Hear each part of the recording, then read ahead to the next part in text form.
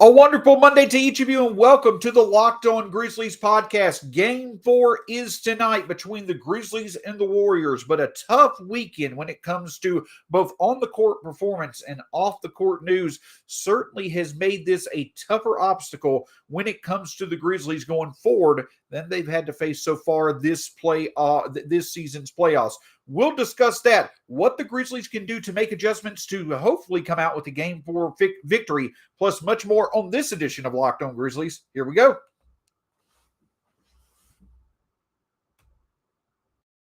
You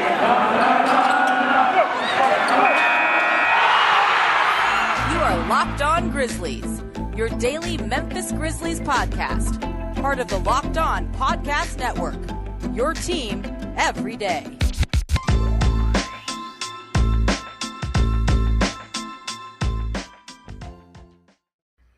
Welcome one and all to the Locked On Grizzlies podcast. My name is Shawn Coleman. Certainly hope wherever you are and wherever you are listening, you're having an outstanding start to your Monday. Game 4 is here in a series where the Grizzlies find themselves down now 2-1. We'll discuss all of the latest from the weekend in the first segment. The second segment, look at where the Grizzlies need to make some, key adjustments when it comes to their overall approach to Game 4 compared to the first 3 games, and how other players can step up in what likely will be a game without Ja Morant. Of course, you can find the show at Locked On Grizz. Myself, out of nowhere, at StatsSEC on Twitter. The show at Locked On Grizz, podcast wherever it's available, Spotify, Stitcher, Apple Podcasts, Google Podcasts, the Odyssey app. We're available wherever you listen to podcasts, and we're available for free. And then also right here on YouTube, hit that subscribe button below. Lets us know you enjoy the show. Lets others find the show. Just makes the show the best experience it can be for everyone overall. My co-host, Michael Cole, will be with me later this week as he is traveling with the team, but also want to remind you of our partners at betonline.net. All the latest and greatest odds when it comes to the NBA playoffs, boxing, UFC, baseball, what have you. The easiest and fastest way for you to be able to bet and wager on sports is betonline.net. So Saturday night, the Grizzlies coming off what had been a nice long layover, obviously had been an impressive victory on the previous Tuesday night, winning Game 2. That was certainly positives going into Game 3. The negative, of course, was the fact that there certainly was plenty of extracurricular conversation around the Warriors Grizzlies series than just was going on the basketball court. Some physical plays, some reckless plays, some unfortunate injury news when it came to Gary Payton II. Obviously, Dillon Brooks being suspended for Game 3 was also a big narrative going into Saturday night. Well, then, of course, going into Saturday night, the Grizzlies early on looked like they were ready to take on the challenge. An outstanding start to the game, 21-8, getting out on the run, really setting the tone for the game. But unfortunately, after that, the Grizzlies ran into a cold spell from the middle of the first quarter through the middle of the second quarter, and the Warriors just absolutely took over a 24-minute stretch in the game between the middle of the first quarter and the middle of the second quarter. Down 21-8, 6 minutes left to go in the first quarter. The Warriors then from there went on a 79-45 run. And by the end of the game, they had won 142 to 141. An absolutely outstanding performance. Though the Grizzlies certainly did play well in the first 6 minutes of the game, it wound up just being one of those nights where the Warriors just really were not to be denied when it came to their overall performance. And of course, the Grizzlies then found themselves down 2-1. And of course, you wanted to just say, okay, tonight wasn't our night. We regroup, refocus, adjust, and come into Game 4 and hopefully get the series even back going to Game 5, which will be later on this week in Memphis. But unfortunately, that wasn't the most negative news of the night for Memphis. The other news that certainly is going to impact the rest of the series, while we certainly hope it maybe will just impact Game 4, and though nothing is official as of yet, at the end of Game 3, obviously there was the incident where both Ja Morant and Jordan Poole were going after a loose ball. Jordan Poole's hand wound up making contact with Ja Morant's knee, and the movement of Poole's hand unfortunately resulted in what seemed like a knee injury, impacting Morant. He limped off the floor, did not return to the game, obviously was evaluated after the game on Saturday night into Sunday, and it led to yesterday Taylor Jenkins saying that there's a very good chance that Ja Morant is going to be out for Game 4. Now, at the end of the day, I've mentioned it, on other Locked On shows so far, I personally do not think that this was anything malicious, intentful, or what have you that came from Jordan Poole. I think that it was simply an unfortunate occurrence that wound up, leading to the Grizzlies' best player in Ja Morant getting injured. Obviously, it certainly adds to the growing trend that we're seeing over the past 3 games of where there has been plays, there has been incidents in each game so far this series where players have been put in positions where their injury risk runs high. And unfortunately, it led to Gary Payton, the second. He'll wind up being out for several weeks due to his injury. And now Ja Morant is likely to miss some time as well. Regardless of intent or not, my whole focus has been I'm just ready to get back to basketball. I'm not the biggest fan of, the back and forth, not the biggest fan of negativity outside the basketball court. I just want to get back to playing basketball because for the Grizzlies, that's what has to happen.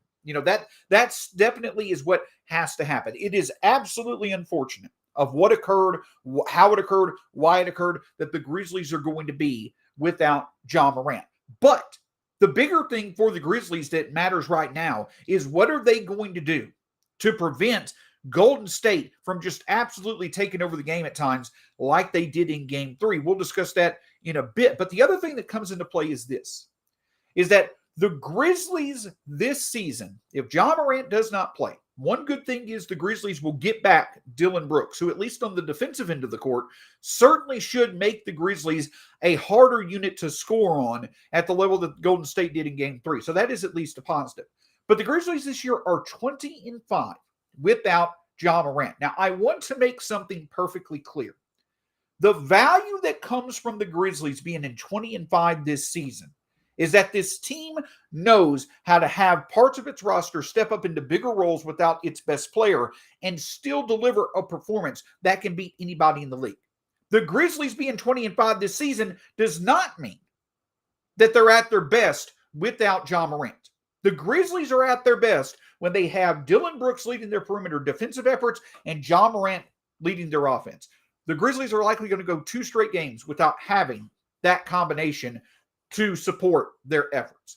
But the thing that does stand out, and a lot of people will point to the 20-5 record without Ja Morant. Anyone that suggests that the Grizzlies are better without Ja Morant, there's plenty of stuff out there. It doesn't need to be rehashed. Everyone knows that the Grizzlies are at their best with Ja. But there is value in how much this season the Grizzlies played without Ja and how well they played without Ja as well. Because at the end of the day, though the Grizzlies' 20-5 record, hardly any of those games came against a team at the caliber that the Warriors are playing right now. The Grizzlies know how to work off each other and find the success that they need to get the job done. So yes, it's going to be unfortunate that Ja's not going to be available. But at the end of the day, this Grizzlies team has plenty of adjustments to make outside of making up for Ja Morant to be able to win this game. We'll get into those in just a second. But before we do, I want to talk with you a bit more about betonline.net. Listen, if you're someone that likes betting and wagering on sports, Vegas casino games, what have you, the thing is that you want things to be as easy as possible when it comes to your money. You don't want to deal with sites that, take a long time or are complicated to place bets. You don't want to, deal with websites that, are potentially going to take a long time to, give you your winnings, what have you. That's the thing where betonline.net excels. The fastest and easiest way for you to bet on all the sports that you love to bet on. You want that part of things to be easy. The overall operations, the overall processing of your wagers. You want to focus on what can earn you money, and that's where betonline.net excels. Whether it be your mobile device, whether it be your laptop, they put a heavy emphasis on making things as easy for you as possible so you can focus on the things that matter, which are the details that are going to support the sports that you bet and wager on. Make sure you check out betonline.net today. Again, the fastest and easiest way for you to bet on all your sports action. Of course, we want to remind you of plenty of things going on around the Locked On podcast family of networks. Obviously, check out the Locked On NHL podcast of your choice. The Predators right now, they're having a tough time in the playoffs against the Avalanche. But check out Locked On Predators or Locked On Avalanche, your favorite Locked On NHL podcast when it comes to the NHL playoffs. Plus, all the latest reaction from around the sports world with the Locked On Now podcast any day that you get the chance to listen to it. Make the Locked On NHL, Locked On Now podcast your second listen of the day after, of course, you make Locked On Grizzlies your first listen of the day. So overall, the Grizzlies now find themselves down 2-1. And it's one of those things to where certainly you can put, you can use the explanation that Saturday night, the Grizzlies just really didn't have a chance. It was just simply one of those nights. It was similar to the Suns Mavericks games that occurred last Wednesday. It was just, it was clear that the Suns were having one of those nights that the Mavericks just did not have answers to. And that stood out in this Grizzlies-Warriors game as well. Though the Grizzlies got off to a great start, and the Grizzlies have done a very good job of getting off to better starts in this series, something that they had to do to be competitive in this series. The Grizzlies have gotten off to a better overall start this series than they did in many games against Minnesota. But at the end of the day, the Grizzlies' defense just simply did not have an answer for the Warriors' overall success when it came to offense. But in my opinion, the even bigger thing, the even bigger focus when it comes to the Grizzlies, and now especially without Ja Morant being available, the Grizzlies' offense is going to have to find answers. They're going to have to get back to doing something they haven't really done over the past 3 games, and that's playing their style of basketball. Consider this. The Grizzlies and Golden State over the first 3 games of this series. Overall assists, Golden State has 92, Memphis has 64. Rebounds, Golden State has 142, Memphis has 125. Points in the paint, Golden State has 178, Memphis has 130. Second chance points, Golden State has 57, Memphis has 40. Overall, when it comes to 2-point production, Golden State has made 100 twos at a 61% clip. Memphis, 71 twos at a 47% clip. And overall, the effective field goal percentage for Golden State is nearly 58%. For Memphis, it's 50.5%. Now, I know I just threw out a bunch of stats, but there's a reason why. There's a significance why I chose those specific stats themselves. I discussed rebounds. I discussed assists. I discussed second chance points. I discussed points in the paint. Those are the areas where the Grizzlies were historically productive during the regular season. But Golden State is beating the Grizzlies at their own game. And this gets back to an overall riding theme where I thought the Grizzlies may be in a bit of danger coming into this series if they were not able to find success doing this. And that's finding the best shot that they could as consistently as possible. Right now, the Golden State is beating the Grizzlies at their own game of getting in the paint, rebounding, getting second chance points, moving the basketball. The Grizzlies are attempting to play Golden State at their game. The Grizzlies have 20 more 3-point attempts in this series than Golden State does. And just like last game, where the Grizzlies went 16 of 43, you love to see that type of production from 3. But the problem is that the Grizzlies struggled mightily when it came to them outside of Ja Morant, when it came to others hitting 2-point shots. That is something that definitely stood out in Game 3. Though the Grizzlies had, some pretty decent success overall at being able to hit their 3-point shots. They had a good night overall. They did not have as much success when it came to 2-point shots. For instance, Ja Morant in Game 3 was 4 of 7 from 3, but from inside the arc, he was 9 of 14. But let's look at the rest of the starters. Zaire Williams, 1 of 5 from 3, 2 of 3 from inside the arc, so he had a pretty decent night. Desmond Bane, only 1 from 3 from inside the arc. Jaren Jackson Jr., he was 0 for 5 inside the arc. The thing that I'm getting at is that the Grizzlies had a great night shooting the 3, especially from their starters, but the problem is that they did not balance it out by trying to consistently find the best shot possible. They settled for 3s way too much, and that is going to work just fine in the Warriors' methods. The Warriors have a higher offensive ceiling than the Grizzlies right now, especially without Ja Morant. That's not anything against the Grizzlies. It's just the overall talent the Warriors have on their roster. So the point that I'm getting at is the Warriors are going to be absolutely fine letting the Grizzlies prioritize settling for 3s as much as possible, because the Warriors know that's not the Grizzlies' game.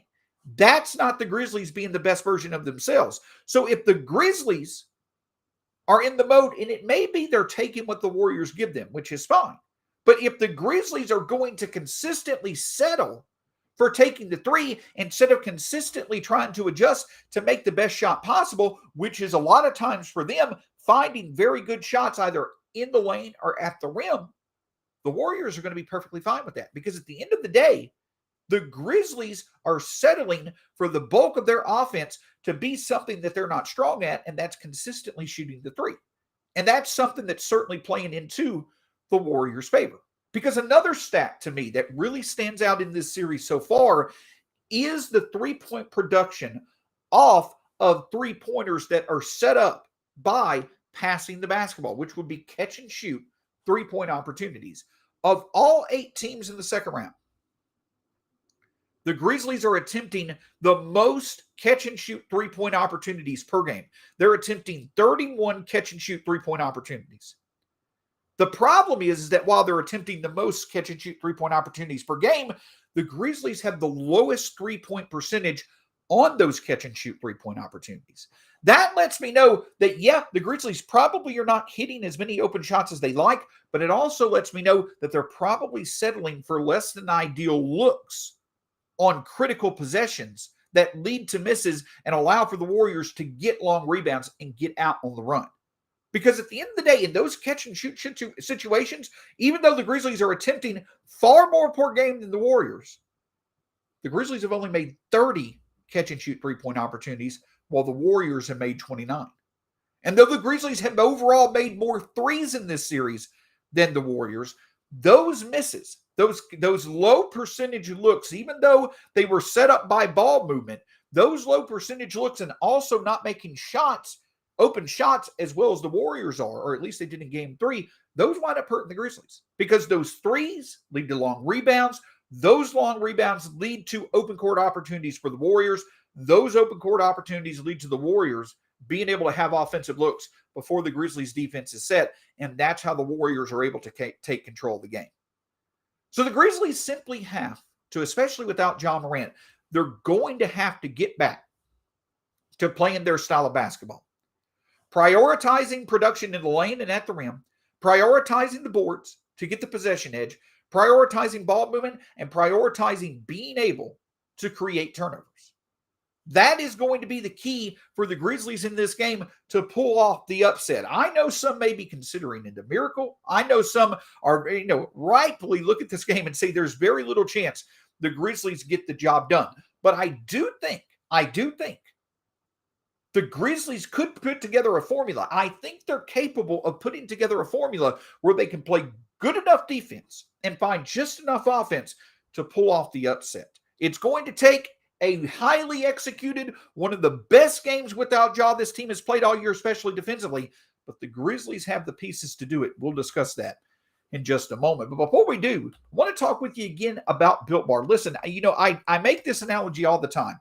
The Grizzlies have so many different options that they can use to find them success, especially when it matters most. Well, for you, having a tasty snack that also offers energy and health benefits, that may matter most perhaps in the morning, perhaps in the afternoon. Whenever you want to enjoy a snack that's going to make your day better, Built Bar is a great option. Over 18 different flavors to choose from. You've got Built Puffs, you've got Built Bars. You go to Built.com right now. You put in the promo code LOCKED15, you'll get 15% off your next order from Built Bar. Again, go to Built.com, put in the promo code LOCKED15 and get 15% off your next order from Built Bar. It's going to make your day better. It's going to be a part of your day for a long time once you agree to try Built Bar out. Again, go to Built.com, put in the promo code LOCKED15 and get 15% off your next order from Built Bar. On tomorrow's edition of the Locked On Grizzlies podcast, obviously, we'll have plenty more to discuss when it comes to Game 4. And again, I know that it seems very unlikely that the Grizzlies may have a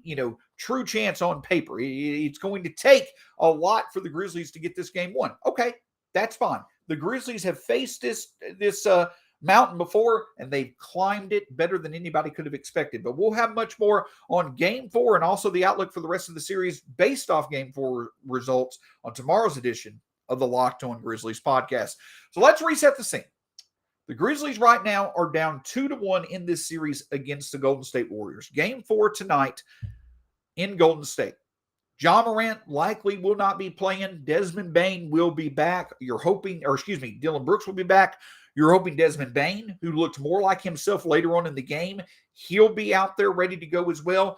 The Grizzlies are going to have everyone in place instead of their best player. And as I mentioned in the first segment, the Grizzlies without Ja Morant, despite what the record says, the Grizzlies without Ja Morant are not at the best version of themselves. But because of how well they've done without Ja Morant this year, they have plenty of experience of how other members of the roster can step up and still get the job done against anybody in the league.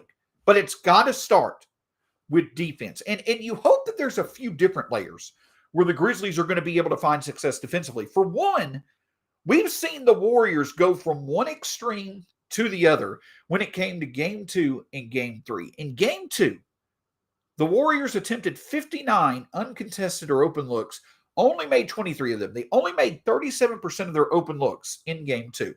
In Game 3, they made 67% of their open 52 looks in that game. For the Grizzlies, the one thing that you have to hope is this. You have to hope there's a bit of regression in your favor. Perhaps the Warriors will hit on about the normal 50 or so percent of their open looks. If there's a bit of regression in that area, that certainly helps. But if you're the Grizzlies, you can't bank on that. You've got to do all that you can to make sure that you're making the likelihood of that happen as good as possible. That means effective scrambling. That means effective rotations. That means staying disciplined and staying on the man that you're supposed to guard. That means making the Warriors work for the looks that they have to get, like you made Steph and Clay and Poole do in Game 2. The Grizzlies have a reference point of how to play good enough defense to put themselves in a position to win against the Warriors, to make life tough on the Warriors. All you have to do is go back to Game 2 of this series. Even go back to Game 1, though the Grizzlies had a tough time starting Jordan Poole. But there were good stretches of Games 1 and Game 2 where the Grizzlies did an effective job playing defense enough to allow their offense to have the chance to win. But there's one other key caveat. Despite hopefully the Warriors are regress a bit when it comes to their overall shooting, the Grizzlies with Dillon Brooks back are going to make them work harder and make shots harder to find, make good looks open to find. Those two things certainly matter. But the other big key is this. Dillon, DeAnthony Melton, Jaren Jackson Jr., along with Steven Adams, who I'll discuss in just a moment. The Grizzlies have got to do everything that they can to get the possession edge in this game. That includes long rebounds on threes.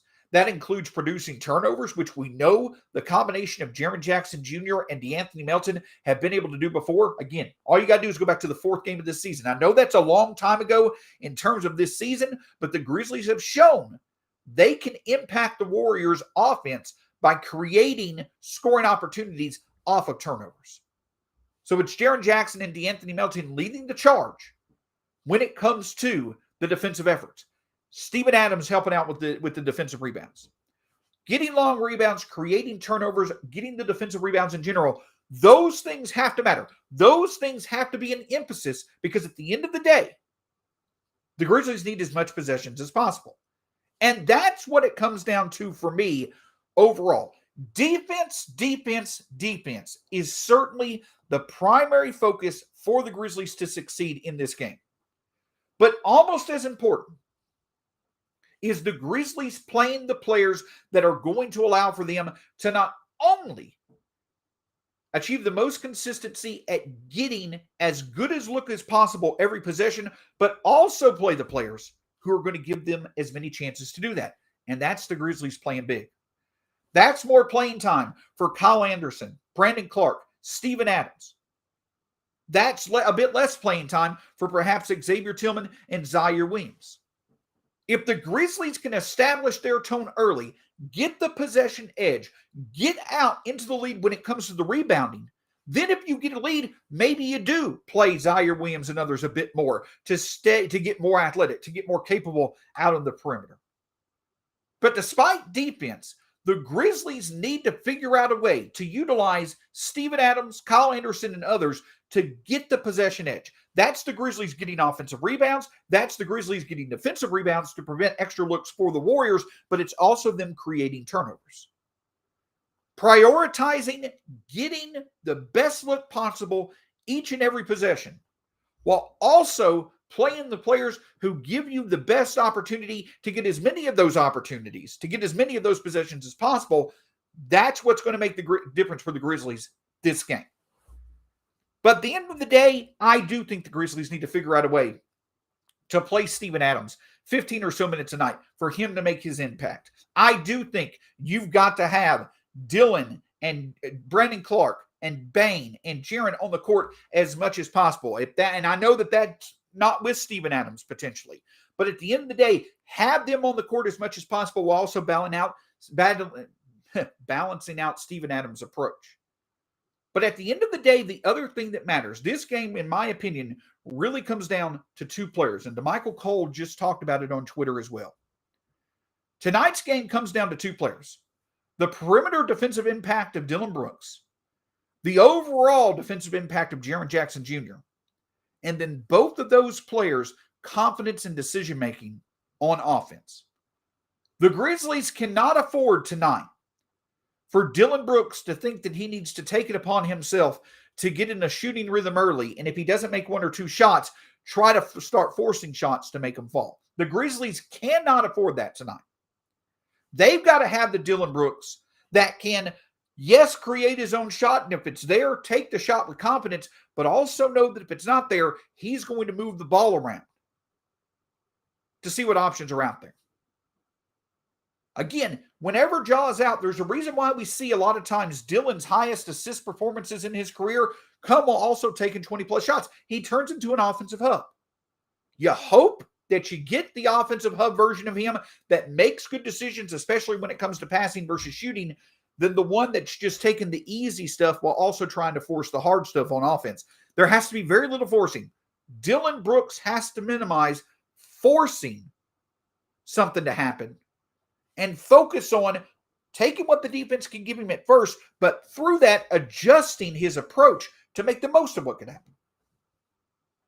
And along with that, hopefully you'll get Desmond Bane back healthy and performing well when it comes to his shooting. But beyond that, the Grizzlies have to have the Jaren of game one.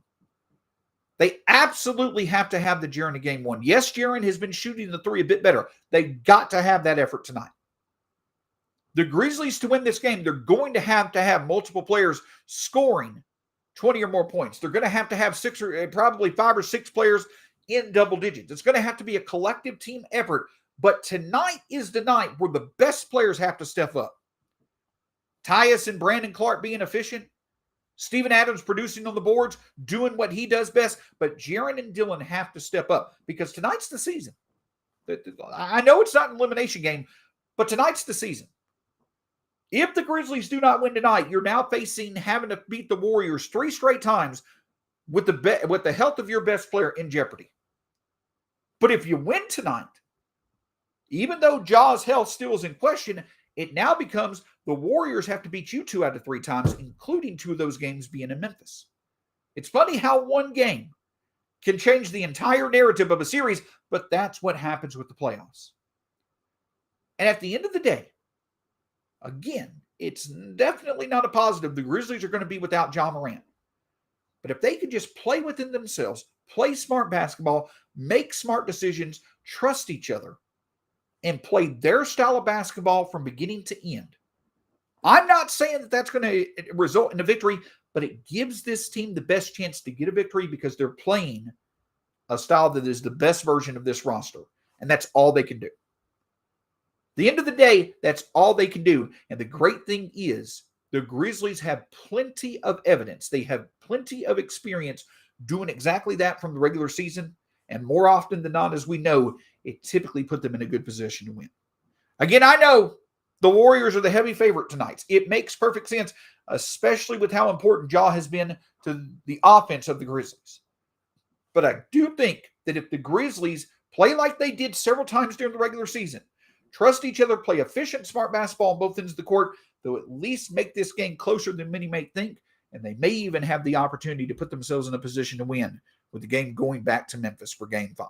Of course, we're going to have all the latest for you following the game, obviously, with how late it will be. It may be in the morning before we have a lot of that insight in, but we'll make sure to cover it all here on the Locked On Grizzlies podcast. My name's Shawn Coleman. You can find me at StatsSAC, the show at Locked On Grizz. Follow us on Twitter Subscribe to us wherever podcasts you listen, free on all podcast platforms. And make sure you subscribe to us here on YouTube. Hit that subscribe button below. Lets us know you enjoyed the show. Until next time, DeMichael Cole will be with me later this week for all of his perspectives as well. So much to talk about. Hopefully, we're going to have plenty to talk about when it comes to a good win for the Grizzlies. Again, don't mean to be a broken record, but it needs to be said as much as possible.